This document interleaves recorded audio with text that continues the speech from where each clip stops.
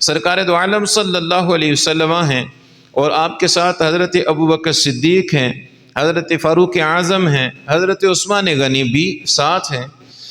یہ چاروں ہستیاں جبل احد پہ جاتی ہیں۔ احد پہاڑ پہ جب حضور پہنچتے ہیں، یہ تینوں ہستیاں ساتھ ہیں، تو احد پہاڑ تھوڑا ہلنا شروع ہوا۔ اب جیسے ہلنا شروع ہوا، میرے محبوب علیہ الصلوۃ والسلام پہاڑ سے مخاطب ہو کر فرماتے ہیں، اے احد رک جا، اے احد رک جا، تجھ پر اس وقت ایک نبی، ایک صدیق اور دو شہید کھڑے ہیں۔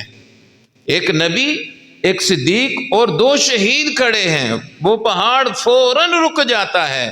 اب اسی سے دو باتیں پتہ لگتی ہیں۔ پہلی بات، میرے آقا کو اللہ نے شان یہ عطا فرمائی ہے کہ حضور پہاڑ سے گفتگو کرتے